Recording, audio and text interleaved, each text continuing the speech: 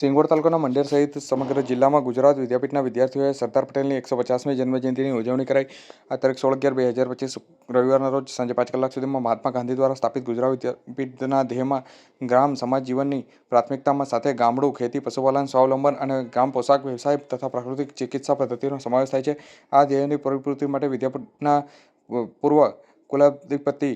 મુરબ્બી નારાયણભાઈ દેસાઈ દ્વારા વર્ષ 2007થી ગાંધી ગ્રામ જીવન પદયાત્રાની શરૂઆત કરવામાં આવી હતી, જે અંતર્ગત ગુજરાત વિદ્યાપીઠના વિદ્યાર્થીઓ અને સેવકો દ્વારા દર વર્ષે પદયાત્રા યોજતા હોય છે। વિદ્યાપીઠે ગત વર્ષે વર્તમાન કુલાધિપતિ અને ગુજરાત રાજ્યના રાજ્યપાલ માનનીય આચાર્ય દેવવ્રતજીના માર્ગદર્શનમાં તેમને પ્રિય એવા પ્રાકૃતિક ખેતી વ્યવસાય પર રાજ્યના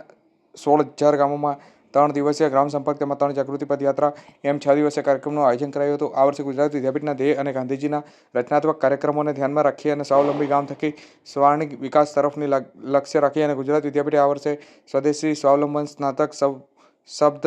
શતાબ્દી વર્ષની ઉજવણી, સરદાર સાધ્ય શતાબ્દી વર્ષની ઉજવણીના વિચાર સંદેશ અને સ્વદેશી સ્વાવલંબનના સંકલ્પ ઉદ્દેશ સાથે તારીખ 10થી લઈને 15 નવેમ્બર દરમિયાન જે 6 દિવસના સ્વદેશી સ્વાવલંબન યાત્રાનું આયોજન કરવામાં આવ્યું હતું, જે સાથે જ આજે પણ ગુજરાત વિદ્યાપીઠના સમાજ કાર્ય વિભાગના પ્રાધ્યાપક અને દાહોદ જિલ્લાના વતની બંકિમચંદ્ર વસૈયાના કોઓર્ડિનેટર સંકલન હેઠળ હાથ ધરાયું હતું અને સાથે જ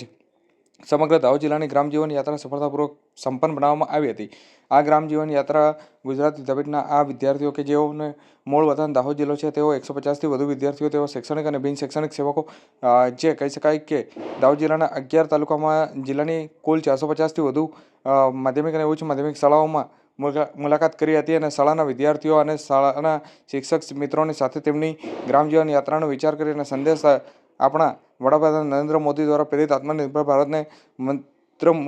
મૂર્તિમંત્ર કરવાનો ભાગરૂપે લાખો વિદ્યાર્થીઓ સુધી